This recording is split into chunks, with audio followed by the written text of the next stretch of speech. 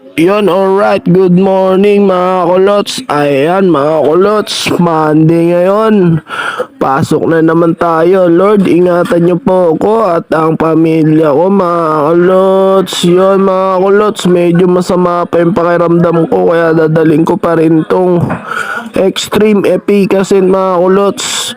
Wala, hindi naman tayo pwede mag-absent mga kulots kasi laking bagay pagka uma-absent tayo. Laki nang nawawala sa atin. Marami pa tayong bayarin mga kulots. Alright.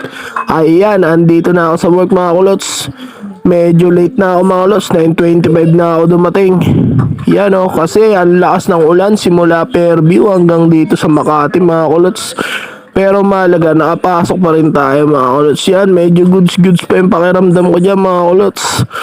Kasi minom ako ng paracetamol eh. At ayan mga kulots, dito pala tayo sa kabila kasi may orientation kami para dun sa mga bago naming tropa mga kulots. Ayan, dinala ko na yung laptop na ginagamit ko sa office at yung upuan mga kulots. Alright, ayan mga kulots, dito tayo.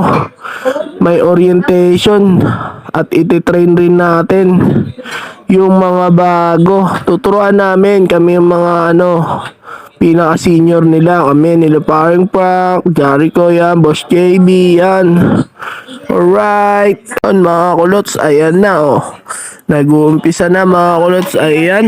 Tinuturuan na sila mga kulots. Ay, magpapakilala muna pala isa-isa. Ayan mga kulots, nagpapakilala na sila isa-isa. Alright. At pag nagpakilala mga kulots, may talent pa yan. Tatayo dito sa gitna ng lamesa. Pero joke lang. Yun mga kulots. So, eto, taga ano pa to? Taga Tramo lang, medyo malapit lang. Yun mga kulots, ayan, may biogesic na naman ako at Sprite mga kulots kasi inaapoy na naman ako ng lagnat niyan mga kulots. Pero pumasok pa rin tayo kasi kailangan natin mga kulots.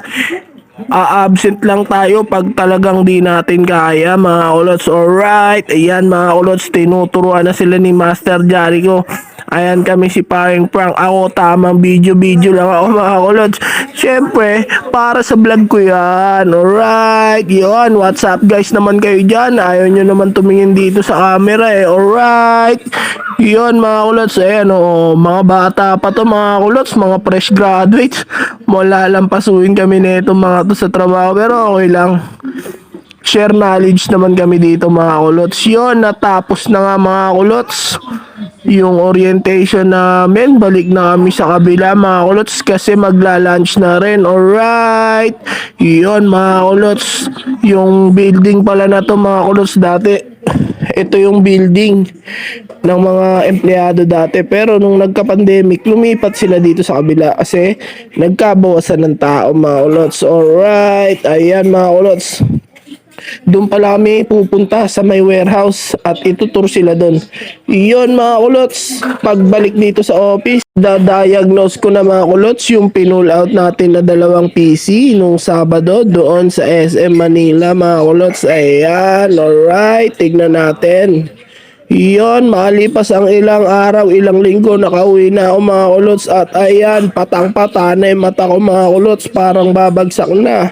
Parang hindi tumatalab si John Lloyd mga kulots. Alright, iyon mga kulots, sana gumaling na ako bukas para makapasok pa rin ako mga kulots. Siyempre, kailangan natin pumasok mga kulots, hindi pwedeng hindi mga kulots.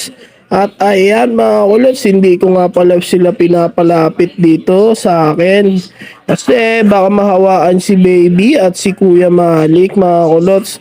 Kaya hindi ko pwede kargahin si Baby. Kaya ang nagkakarga muna sa kanya habang nagtitimpla ng dede si Mami, si Kuya Malik. O diba marunong na yan o, si Kuya Malik. Alright, eto muna pala yung ulam namin for today's video mga kulots. Syempre goods naman yan yung tag 13 na manok.